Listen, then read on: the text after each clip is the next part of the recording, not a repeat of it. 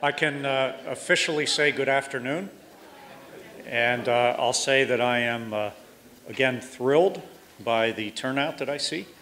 And I will say that these campus fora, I believe, are a great way for both for the administration, myself, and my leadership team to really hear what's on your mind and try to guide us as we move forward. I do think that as a result, a direct result of these, that we're actually making some significant changes here on the campus, and I feel quite good about the direction and hope we can keep that momentum with today's meeting. We have two general discussions today that I hope to facilitate, or have some of my people help facilitate as well. And the first topic I'd like to address is academic rigor. And then the second is sustainability, which we talked about briefly at one of the other meetings. These topics, to remind you, are really the result of your comments and your input as a response to the email that I sent out to the campus community. And one of the concerns was the academic rigor of our programs. And you know, one of the actual fundamental questions is, what is academic rigor? And you know, we could probably have a 1-hour discussion of what that actually means, and perhaps this will turn into some of that. But for me, it has something to do with the instilling of passion in our students and the ability of our students to analyze and critically evaluate material. And to also apply that knowledge to future situations. So with that very short introduction, I definitely do not want to talk at you or have my helpers here talk at you. What I'm really interested in is engaging in a great discussion about academic rigor and ways that we can increase academic rigor here at the university. So with that very short introduction, I am going to hand the microphone briefly to Reed Dazenbrock, the Vice Chancellor for Academic Affairs. Reed?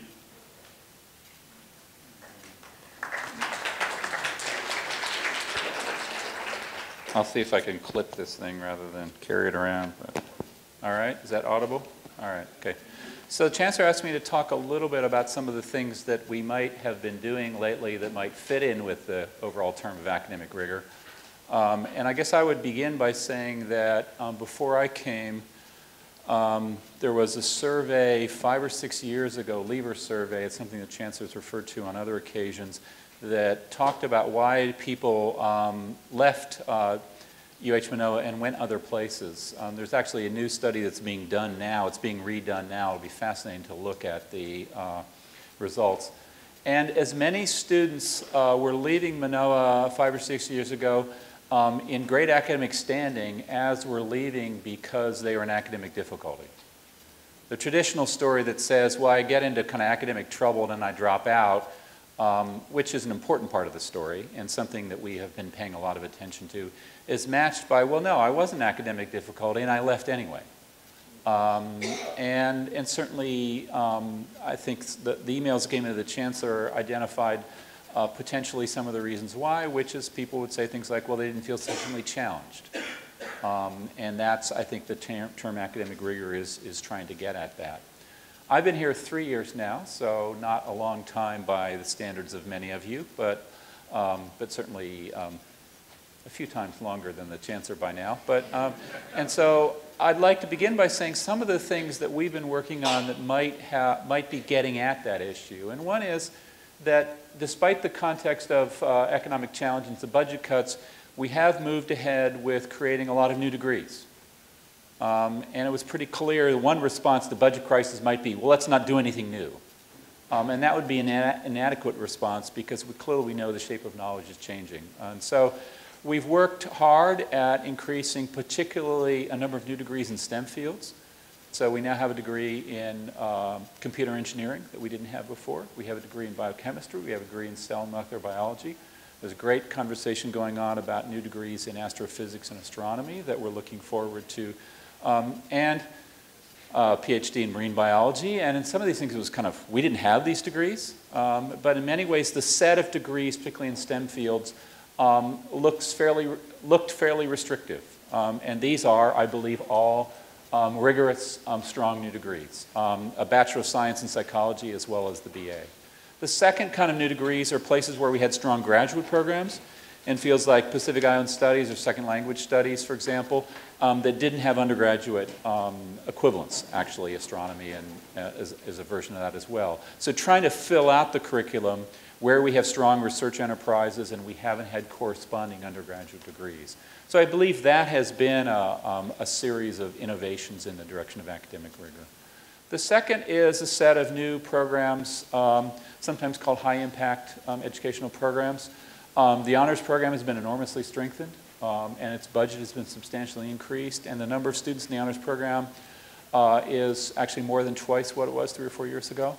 That doesn't automatically convert to that program being a highly rigorous experience, but I think clearly the honors program is a high-quality program.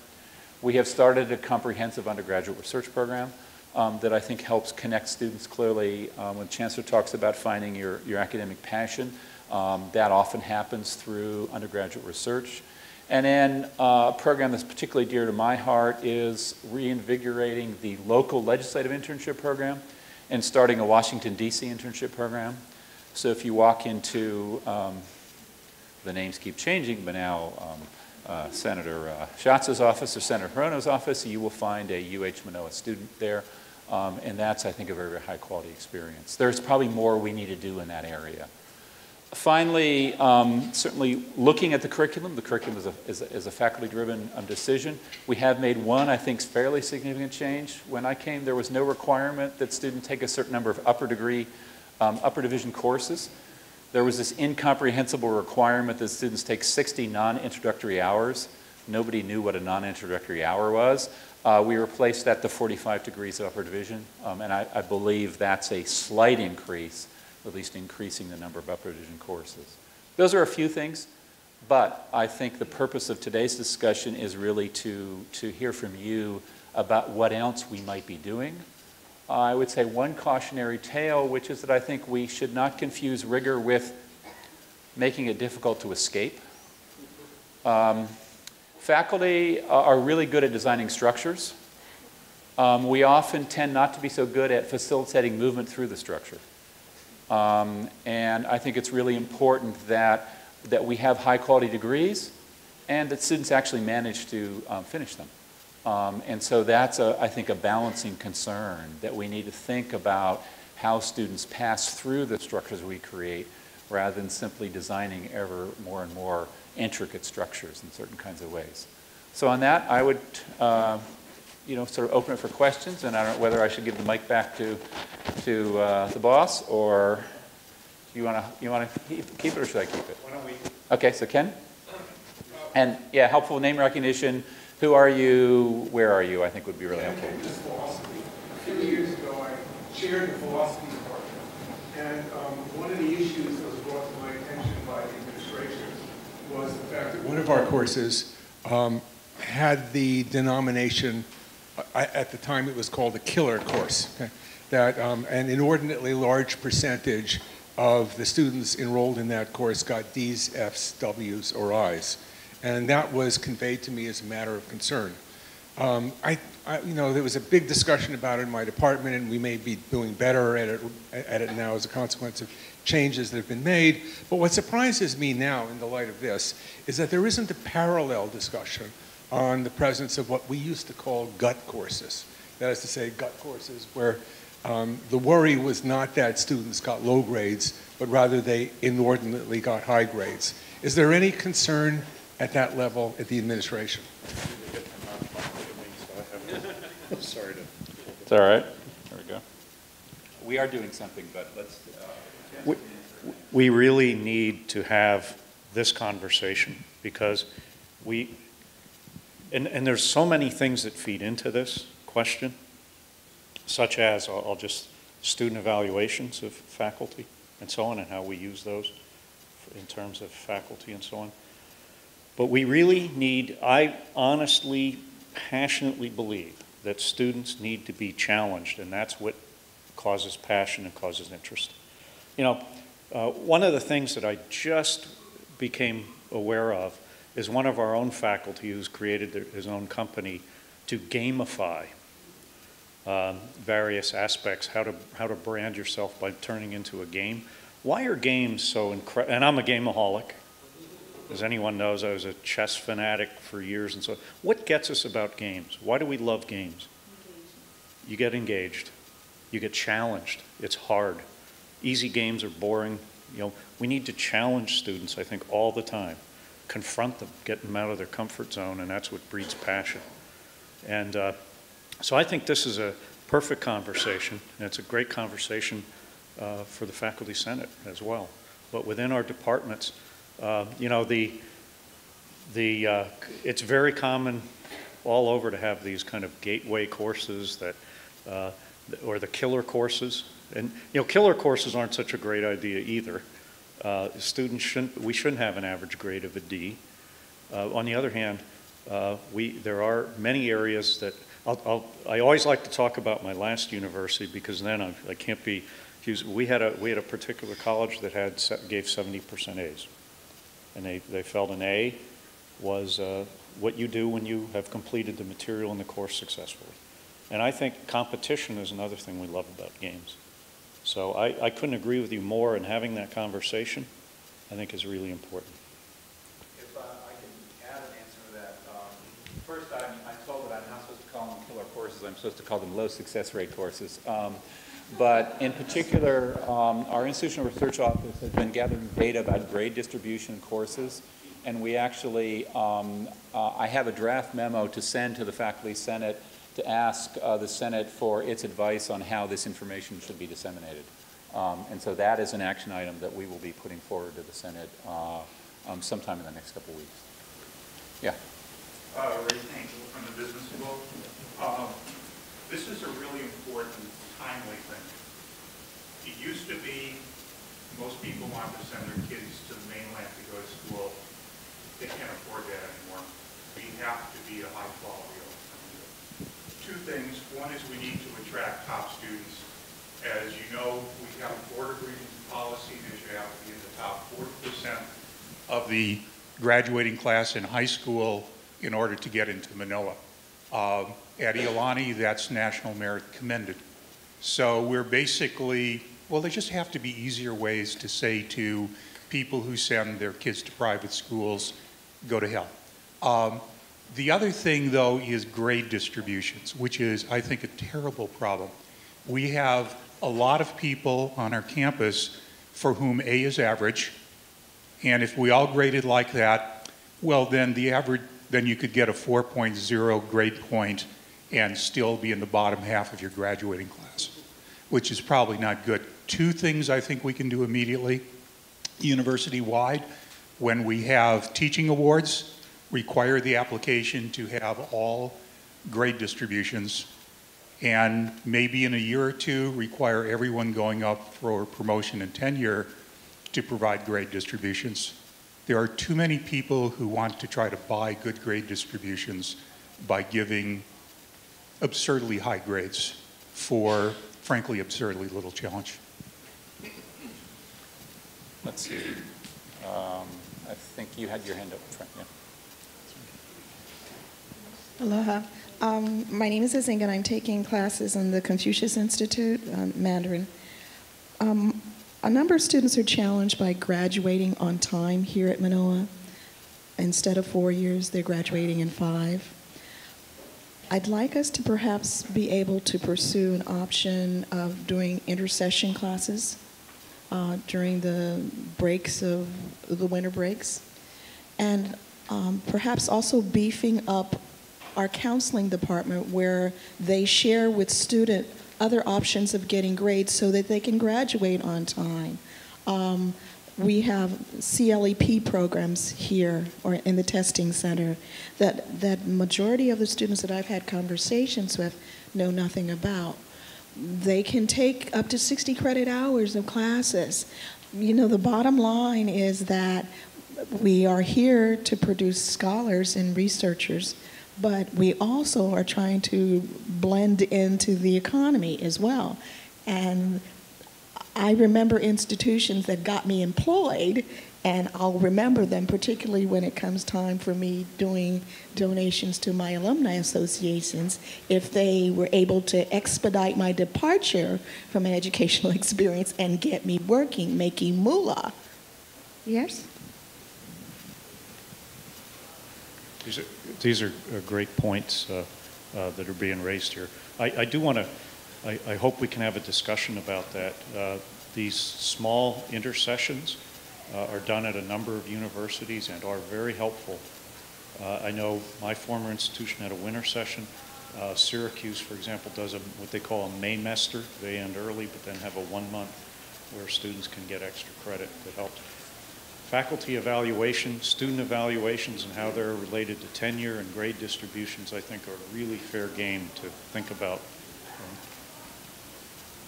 Marguerite Butler from biology. I teach a senior level course, and I think it's very challenging. I basically expect them to function as scientists and produce manuscripts. They also tend to get a pretty good grade distribution, and I think it's because they're engaged and because they're challenged.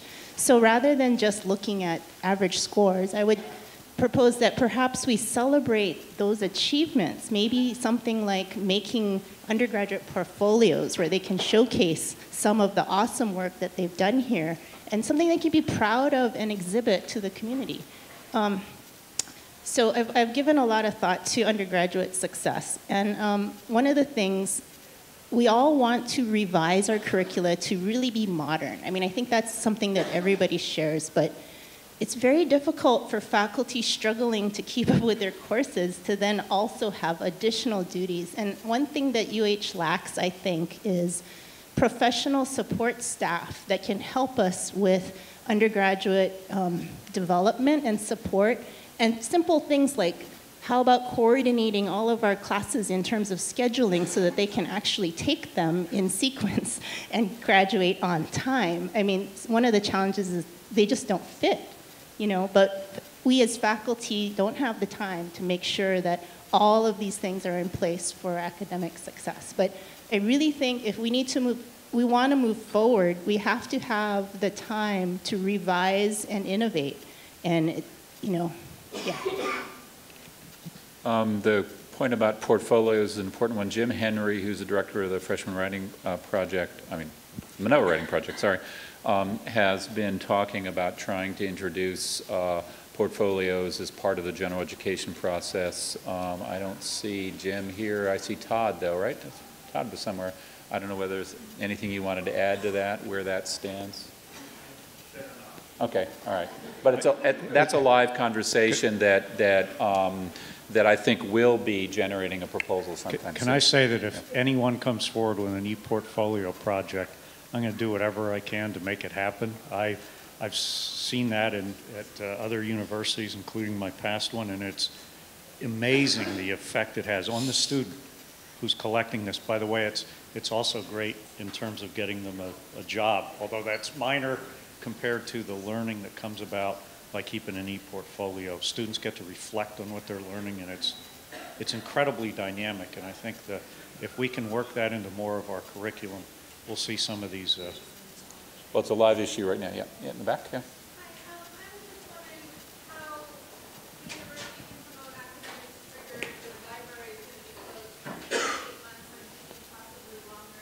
The library is going to be closed. What?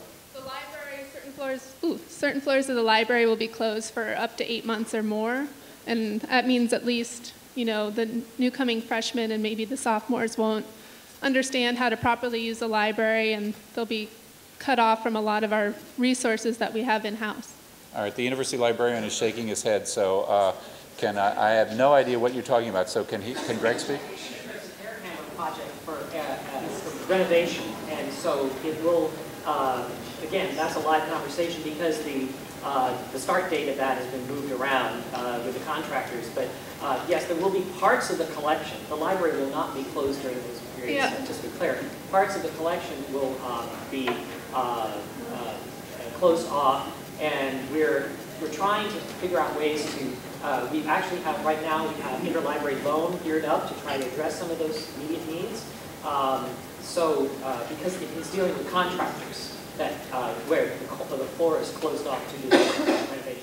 I just think it's unfair to students that like the entire Asian collection will be, for possibly quite a while, not be accessible. And a lot of students use that collection or came here for that collection. We're perfectly aware of that. We're doing everything we can to minimize the impact on users because we want to make it accessible as quickly as possible. But right now, we're not sure whether that, because that target is moving due to contractors, it may be over the summer. But we're trying to minimize the time. We're giving you time frames that are the worst case scenario. We'd like to keep them shorter. We have been working with a contractor to make sure that they minimize it to as few weeks as possible, but not 8 months. The whole project will be done over that period. And only the sections will be closed up only for periods of that time, not for 8 months. Yeah, I will pledge to you that that will not interrupt you in any significant way. There will be small sections at a time that will be closed off, but even there we'll do everything we can. You know, I hope you understand that these are renovations that have to be done in order for, you know, otherwise all our buildings, I mean, at some point, you know, we're going to have to come in here, obviously, and fix the air handling system and things in Kuykendall and other things, and it is disruptive, and I apologize for that, but it's kind of an ongoing problem we have here in that our buildings are old, we don't repair them well, we have so much deferred maintenance.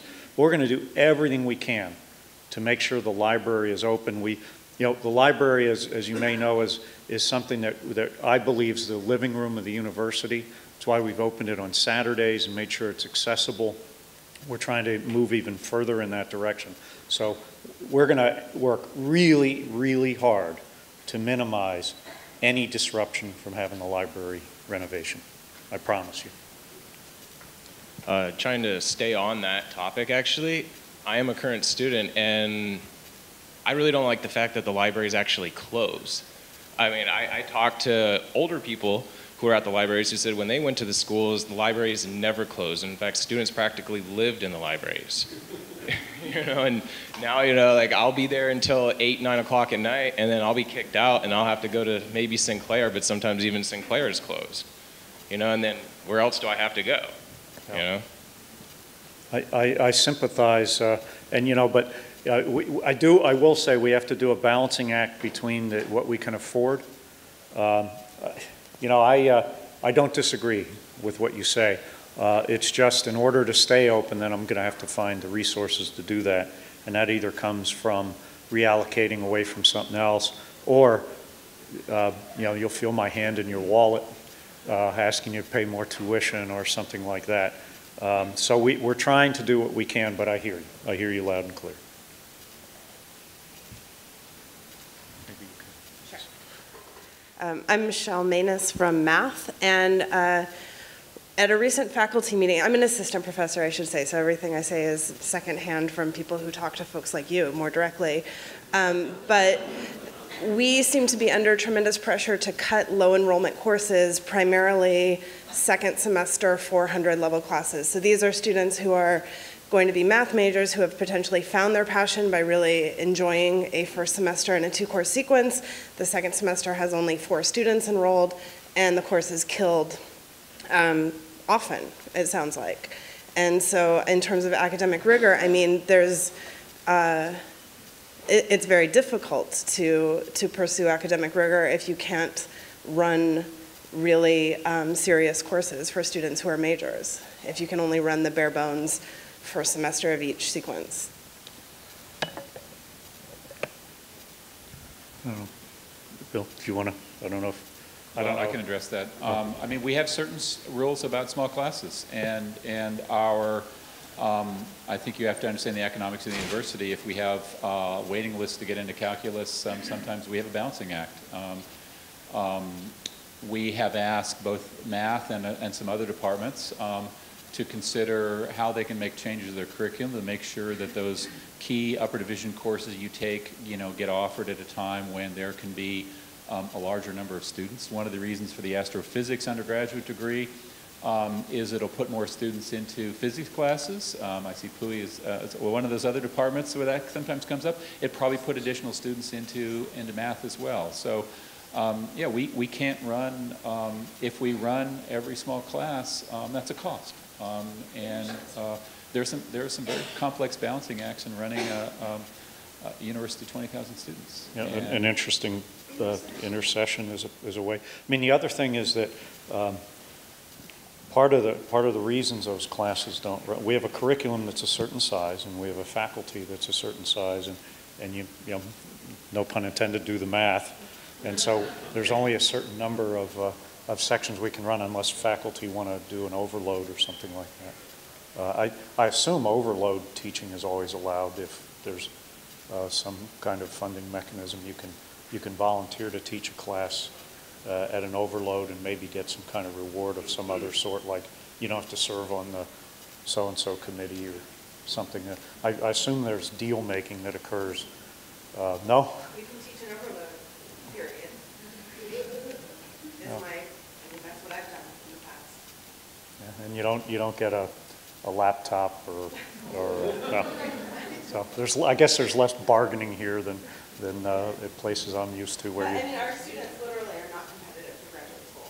They can't be. Well, that's a problem, and so you know that might be a very good issue for a departmental meeting, and a plan gets proposed on how to deal with that, because you know that's incredibly important. And in a field like math, a good fraction of the mathematics students are going to go into graduate school, and we've got to make sure they're well prepared. So, but maybe a good faculty meeting to discuss the issue and figure out how you can balance the curriculum with demand and things, and prepare really fine students. And then that could come forward as a proposal to your dean if there's any resource requirements.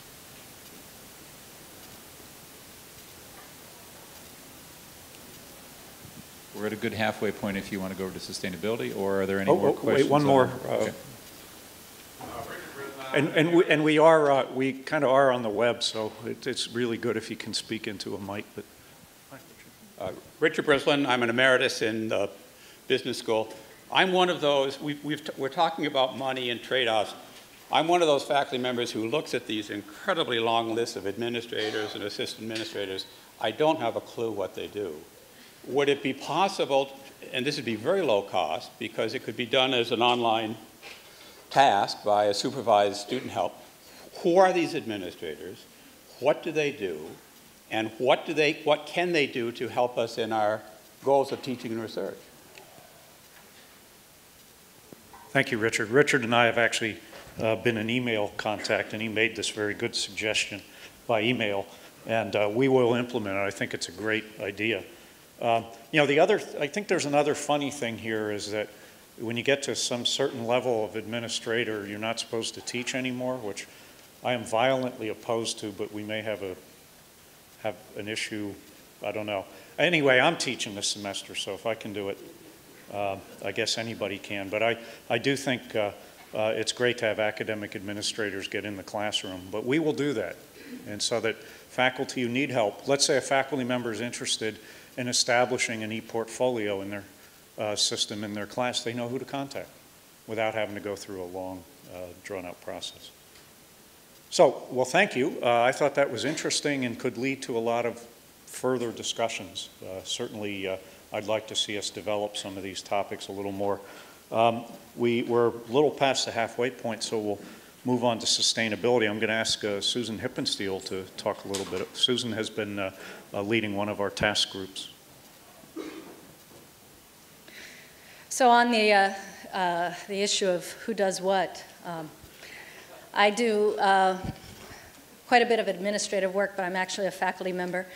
And unlike a lot of the people who do administrative work, I've been here since 1986. I currently work in the Chancellor's office coordinating the implementation of the strategic plan. And I'll talk about a little piece of what that implementation involves that pertains to sustainability.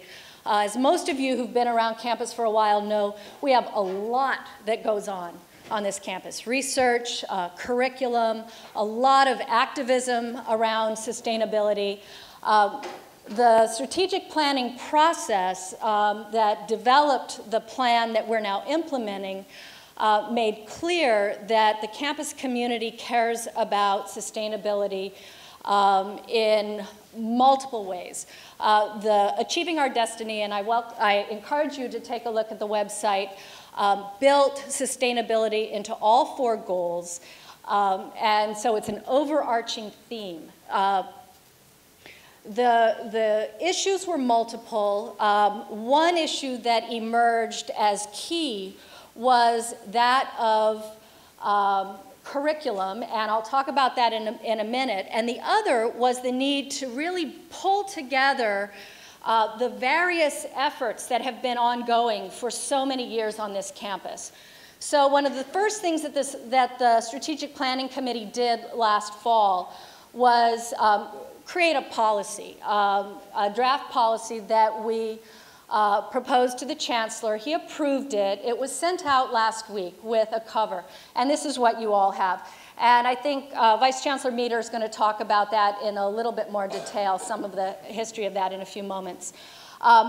But we also have a working group that was convened a few weeks ago that's working very specifically on the point that Reed made about agile degrees. We're putting together proposals for undergraduate and graduate degrees in sustainability studies. We've got a multidisciplinary group of faculty from virtually all colleges that teach courses in sustainability. And we're looking at curricula from around the country, and the proposals are really quite exciting. The students have been very interested and very excited about this work. So that's really the main piece that the Sustainability Working Group is working on. We also have the Sustainability Council that, again, Vice Chancellor Meador is going to talk about a little bit, that has been involved for, you've been in 3 years, 4 years? In place for about 4 years, that looks at initiatives having to do with energy reduction and other kinds of practices on campus. Vice Chancellor Meador is going to summarize some of the other work that's being done, and then what we want to do is open up to your ideas and hear from you some of the things very specifically that you think we ought to be looking toward as we move forward. Ideas that both he and I can take back to our respective groups.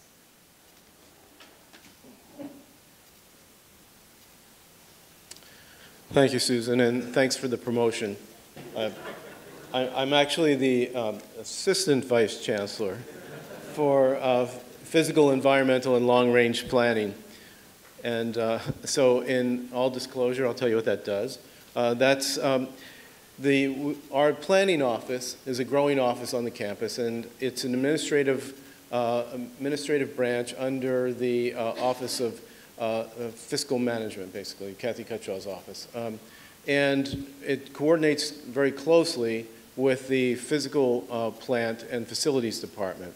And the difference is that the planning office is responsible for all the physical policy, the master plan, so currently working on transportation demand management plan with our plan with our auxiliary services office, working on the landscape master plan, which is up for all of your review on the campus planning website until the end of the month. We announced that last meeting. And a number of other plans, including building design and performance standards. Susan is referring to a number of things that I think are very important, and they are largely articulated in the sustainability policy that the Chancellor is committed the campus to. And you can also see that there's a cover letter for that. And I think I'm looking around the room here, and I'm seeing people that have been involved in these issues for a number of years. And we have a 2006 energy policy. And that policy was the first time that, as a campus, it was based on metrics from 2003 that identified the energy use in all of the buildings here, or most of our main buildings. From that 03 benchmark, it went on to an 06 energy policy. In the last 6-7 years now, that policy has been what has guided the campus implementation of energy efficiency and energy conservation plans and efforts throughout the last 5 or 6 years. The idea that these policies have existed in the past is absolutely not true. In '03, there was a charter of sustainability, and it covers a lot of the issues that are also articulated in the current policy that the Chancellor has issued. But I don't want to underplay the importance of a policy statement like this. It's for the first time that we've really had an institutional commitment that has put the stake in the ground and says that on these issues, across all platforms of our operation, our physical operation, our curricula, our research, and how we reach out to the community, this is a basis, a lens through which we will look to actually make these things happen. And this is an opportunity for us to be recognized for this and to make a difference in Hawaii and to campuses around the country, and to actually look at ways that we can make a difference as the intellectual epicenter of our state and region. And this is the policy. The Campus Sustainability Council has been in effect for a number of years through various mutations, but it's really now for the first time again institutionalized into the campus hierarchy to be able to go through the Campus Facilities Board and advise the Chancellor on issues of sustainability and the principles that's identified in that area. And there are many. So I don't want to talk for long, and I think this is a chance for us to really communicate back and forth on these things. So if there's any comments or questions that you'd like to pose to us, we're here to answer them. We've got the man in the black jacket. I think he was the first one with his hand. Right, straight across from you. Oh, I'm sorry. I thought you, okay, go ahead. Okay. I'm a graduate student in tropical medicine, and at the last meeting, I approached Chancellor Apple regarding a shuttle between Manoa and Jabson. If you're unfamiliar, the John A. Burns School of Medicine moved from Leahi to Kaka'ako almost 8 years ago. And basically, you can take the bus. There are a lot of students who come from NOAA who either do research or take classes. And I'm finding that the bus is rather unpredictable. It takes me, on average, 50 minutes per trip, door to door. So I lose a lot of time just commuting. The GSAO conducted a survey in the fall showing that there was interest among both faculty and students for a shuttle that would run between campuses. It would facilitate collaboration between labs at both campuses and also make sure that students and faculty both had opportunities to take advantage of resources at both campuses, whether it's working in labs at both or taking opportunity of seminars and classes at both. And I was just wondering if there has been any progress on this, what the status is, or if you've come up with any alternatives. I remember the conversation, and I've put it forward. I do think we'll probably be able to do something. You know, it needs a little bit more work in figuring out what times to run, what our resources are.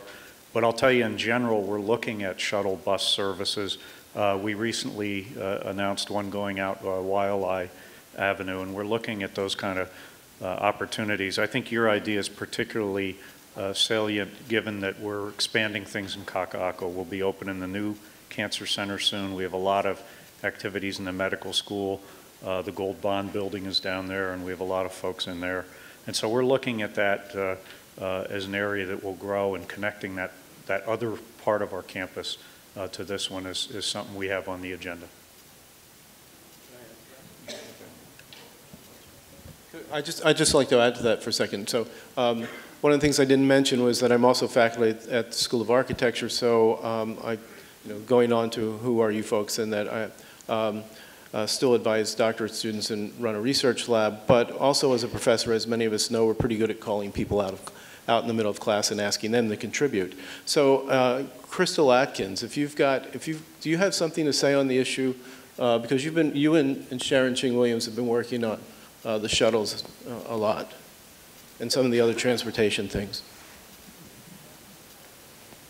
My understanding is that there was to be a conversation between some top administrators at Jabson and someone here about trying to figure out the shuttle situation or some other transportation mechanism.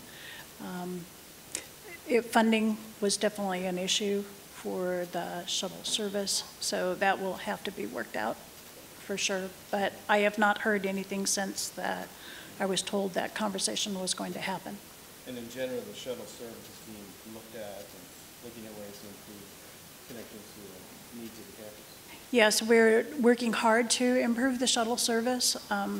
As you mentioned, we added a new line to Waialae because that was a particularly difficult area to get to campus by bus.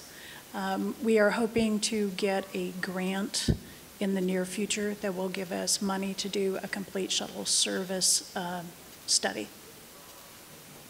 Thanks.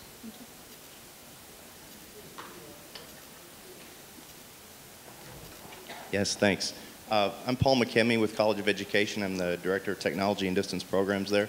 I have a suggestion that I'll call fiscal sustainability under the topic of stewardship.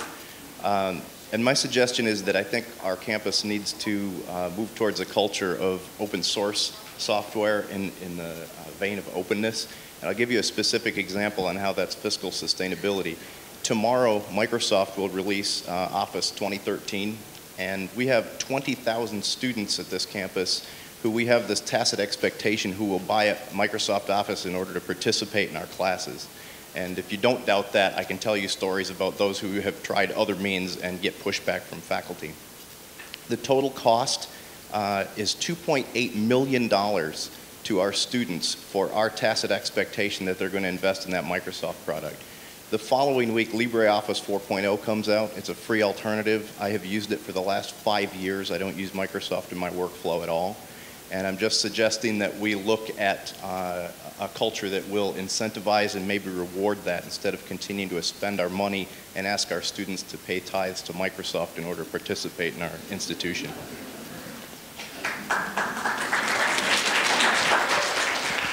I'll pass that suggestion along to David Lasner, who coordinates our IT things. Because I don't, so I have like a million now questions for you that I don't know. Can I interface with my iPad and things? So I need, some expertise that far outshines my own. But I'll pass it along to David Lasner, and maybe I can get your contact info so that I can have him. Thank you.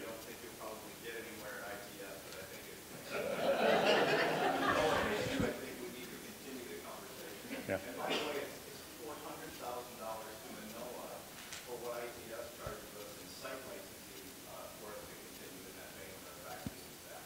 Maybe you and I need to have a conversation, and maybe there's something we can do as a campus too. But I want to be able to use it with my iPad.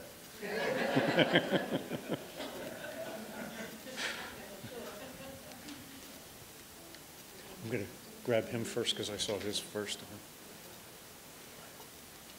I hold all this? I'm going to sit down so I can see my notes.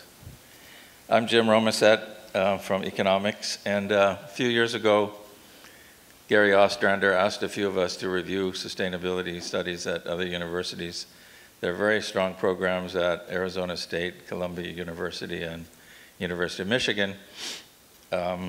They've poured tens of millions of dollars into these programs. But one of the things you find is that there's two distinct strains of sustainability. One is the less is more, which is kind of the last 2 pages of the document you have in front of you, lower the footprint. And the other one is sustainability science. And in my reading, no university has succeeded in bridging the two. It's important to have both, because you want to engage the student passions, and the first one tends to do that better. But you also want to engage faculty passions, and sustainability science has a good record of doing that through academic rigor. So in particular, there's a tendency, if we say sustainability is all about values, then we jump to conclusions without assessing the consequences. So it turns out that ethanol subsidies in the US cause global warming instead of the opposite, which you would think. I do not believe that HCEI, which is endorsed in this document, has been subject to any critical evaluation. And the support for that I find highly inconclusive. So I think we need to keep an open mind about some of these questions instead of thinking we think we know what sustainability means.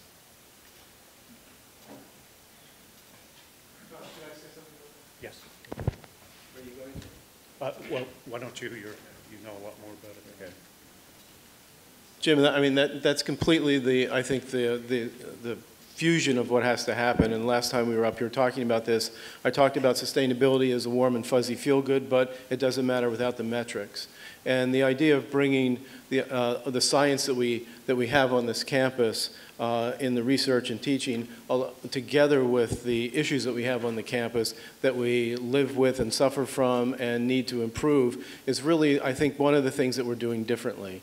And in some of the projects with some of the water issues, and I think you've seen some of those, and also David Hafner has been working with graduate students out of engineering to do that. We've also been conferring with some of the faculty in engineering about the large-scale drainage issues and watershed and our drainage master plan on this campus. The building design and the effects of building design and what building performance means has had faculty and students from both engineering and architecture working on these things. We've got people from other branches too. So I think it's really critical to bring the science together with the values to really affect change that's meaningful and long-lasting. And I'm glad to say that I believe that on this campus we've got a bit of a difference on that. Jim's on the Sustainability Working Group and raised this the same point at our first meeting. And there's been some frustration on campus for a long time that we do all this great research, we have so many courses that are offered, but we haven't been offering degrees. And one of the things that your point suggests is that we have the advantage of learning from the mistakes maybe, but also the experiments of other campuses. So I have a research assistant who has been working since our first meeting to do a survey of virtually every sustainability degree program in the United States. And I think there's something like 85 of them. Oh, 426. There's 85 in some category. Anyway, so we've got a complete survey of everything, and we're looking at them, looking at all the courses, looking at how they're organized, so that what we propose and what will go out to the campus for review, hopefully will have the benefit of what has worked and what has not worked, and we're looking at things like the kinds of metrics that are important. Which of these programs produce outcomes that we as a campus want to be producing for our students? What is the rate of employability of students that come out of the different kinds of degree programs? So Rebecca's collecting those data for us. So we'll be looking at those at our next meeting. I will say that I don't know of another area that rivals the environment for people with good intentions making bad mistakes. And I think there's some classic examples here in Hawaii where species or viruses were introduced to cure a problem and caused 5 others. So. Thank you. I just was, this is sort of a general comment. I think it's great to have these goals, but would really help faculty in terms of strategic planning is having more data. So whether it is to reduce our energy consumption or increase diversity among our students or whatever, but just having access to the data so that we can have a data-driven decision-making process. And it might be that there is data, but it is very difficult to find on the website. So having some improvement there would be great. As a biologist, I'd like to hear from you folks. What do you mean by supporting research, teaching, and outreach for climate change or sustainability science?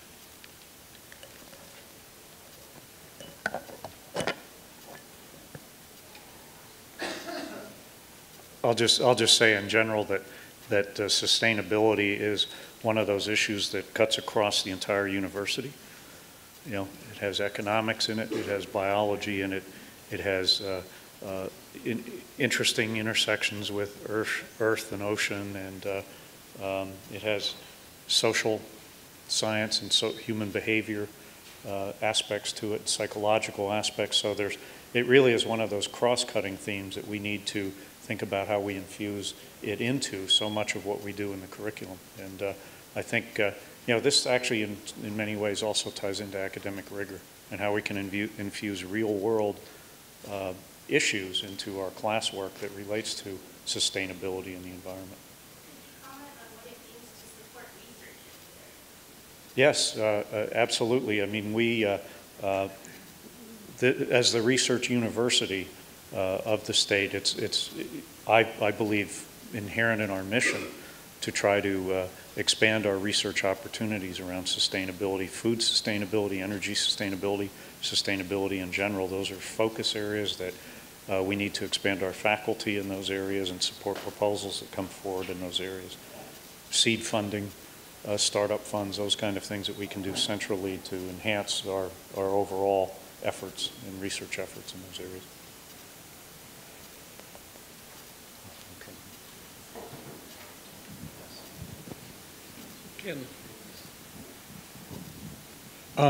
I'm glad to hear you talk about sustainability as a topic that cuts across the whole campus. But one of the traditional complaints about Manoa is that departments are divided up into silo-like structures with very little collaboration between silos. A couple of years ago, and this inquiry may be percolating up through the Manoa Faculty Senate, the Senate passed a resolution requesting the administration to make it possible for team-taught courses to be offered on a routine basis with faculty from different departments and even colleges getting credit for teaching the course. Right now, the computer system does not permit that to take place. And many of us were hoping that there would be more opportunities for collaboration across departmental or collegial lines if that obstacle was reduced. I think that sustainability is a topic area where the university will gain resources broadly and promote research if people are able to collaborate with each other in ways that they can't currently do. Well, I certainly hope we can make that happen. I love the idea of curricula based on themes that allow people to interact between departments, and I'd hate to think that it's a computer system of a computer programming problem that's preventing us from doing that. And if it is, we have to fix that. In the last couple of years, there were 2 cluster hires that were set up for that. One was in Hawaiian Knowledge, and the other one was that's a combination of engineering, architecture, economics, oceanography, and part of that is the cross breeding, and that would include research and teaching and outreach. And Sea Grant is the kind of home base for those at 25%.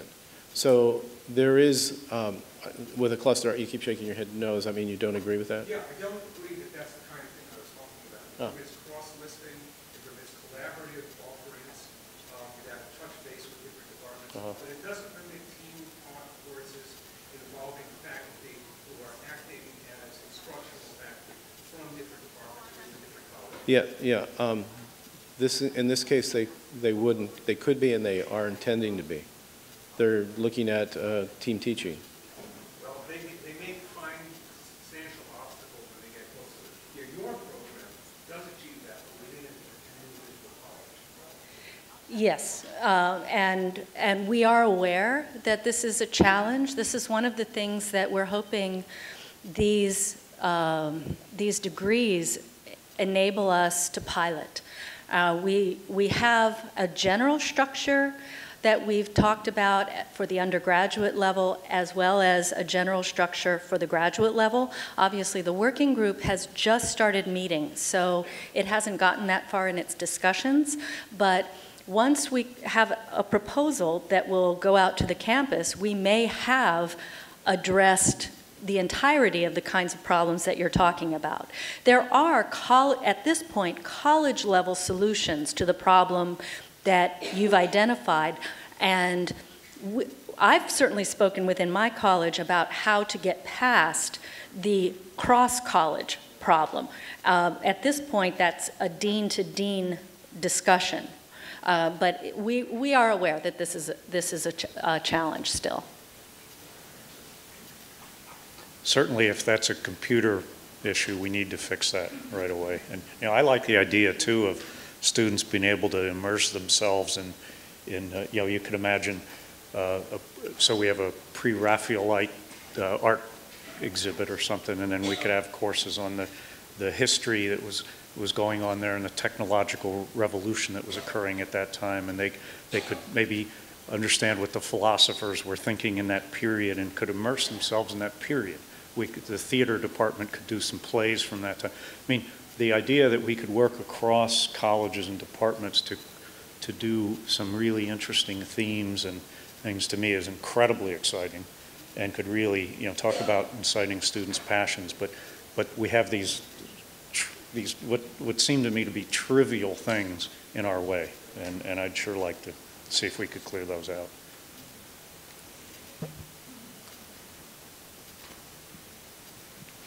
Hi, my name is Doray. I'm an undergrad student here studying poli-sci, and I'm working with the Surfrider Foundation, the student chapter at UH right now, and directly with the Sustainability Council. Actually, we're working on a campaign to propose a ban to the use of styrofoam on campus,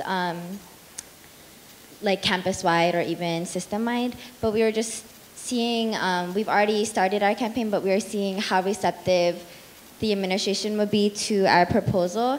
I know that Sodexo has been really good about using compostable products and supporting those efforts, but we are wondering for the independent locations if we can somehow in the contract before they're allowed to serve on campus that we line that up. The companies like Jamba Juice, Panda Express, India Cafe, Bale, Elena Barbecue, those are very concrete places we can ask them to make these responsible changes, and it's in the proposal in the here material waste, reduce, recycle, and or eliminate all use of single-use plastics is one of them.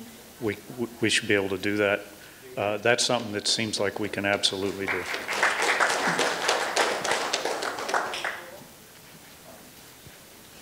Thank you. Luciano Minervi, Department of Urban and Regional Planning. A few years ago, I had some students coming to me and say, I want to study sustainability. I said, fine. I created a graduate course in planning for sustainability using an umbrella so nobody knew that existed. After a couple of years, the students came back to me and said, now, where are the jobs on sustainability? So I look around, and so with some students, we ask the Student Service Office Career and Placement to open up a web page where they would list the jobs on sustainability. So we did that. But I don't think the web page has been sustained, so maybe your office can take it over and help faculty and students to post what are the jobs in sustainability internationally, nationally, and locally, because that will create synergism. And I would like to see that web page flourish. Can be connected also to the courses, so the students know which courses would help. Thank you. Excellent. Excellent.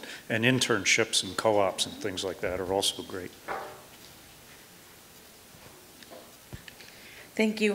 In talking about sustainability, I hope that we can naneke kumu, look to the source, and never forget that we need to look at Malama Aina principles and the Hawaiian Studies curriculum. I am not a Hawaiian Studies major, but the Hawaiian Studies curriculum, both the BA and MA programs have concentrations in Malama Aina or Hawaiian perspectives on resource management. And so as a Native Hawaiian and one of the few Native Hawaiian tenured faculty at this institution outside of Hawaiian Studies, I would just like to ask that any efforts on behalf of your office, Chancellor, include Malama Aina as the foundation for sustainability. Thank you. Thank you, Bonnie Jean. And in fact, we got that message to also incorporate all of the wisdom, and there's a lot of it from the Native Hawaiian Advancement Task Force into our efforts. We have time for maybe one more. We're actually 5 minutes late, but hey, who cares? But one more comment. Yes, Don Peel. I'm with the College of Education. My area is in sustainability, and I'm doing a research project with the University Laboratory School, which I think is a research facility on education. And their facilities are really in sort of a bad state. So students are learning their courses in a very unsustainable environment. There's a whole green school movement happening. I'm just wondering how the university is addressing this, and even the Hawaiian Studies are involved with the University Laboratory School. Yeah, I don't feel expert on that, but I was under the impression we did not own that, that it belongs to the Department of Education, but Steve, do you have some wisdom? Don, where are you? Oh, okay. So you're asking about the College of Ed and the campus over there? The lab school is part of it. Okay, yeah. Okay, so that's right. Yeah, yeah, that's right. There's no involvement with the community, the students themselves. I just saw in a piece forum yesterday, I asked some of the students from the lab school if they even heard about this initiative. Yeah. And they didn't know. Well, I don't see the I dean. mean, I'm a product of linear thinking, like most of us in my age bracket. I think we have to turn it over with regards to sustainability to systems thinkers. We have to reformat our education system to create system thinkers, and this format isn't doing it. Okay, okay. Just to go back to I think what was the core point there, and that was the lab school as it's part of the College of Ed over there. And Group 70 is in the beginning of undertaking a master plan. And the larger, from the very first line on the paper for their scope of work is to look at it holistically as systems and not just look at the traditional approaches to site planning or planning as isolated from the outcomes that will happen 25 years from now as they integrate with the programs and the buildings are kind of the intermediary. So there's a lot of effort looking at all of the systems over there, including the curricular systems. And for further information on that, we can talk later, or you can talk to the Don Young, the dean. So he's been very instrumental in it. Well, let me close by thanking you all. We will continue these campus conversations. I'll continue them until I see too many empty seats and figure people aren't interested. I think we're getting a lot out of these. I know I am. I hope you are. For many of these issues, these are tough issues. They're going to take time, but we got to keep the momentum going. You know, there's sometimes when we run into these really tough things, we say, oh, we'll never be able to solve that. I think we can, and the key to solving it is to have the campus conversation, have the momentum, and keep the ball moving forward. You know, inertia can be your friend or your enemy. It means that bodies at rest stay at rest, but bodies in motion keep moving. So let's keep the inertia going for those things we have moving and try to overcome the inertia of those things that aren't moving yet, but we'll keep going here. So thank you very much for your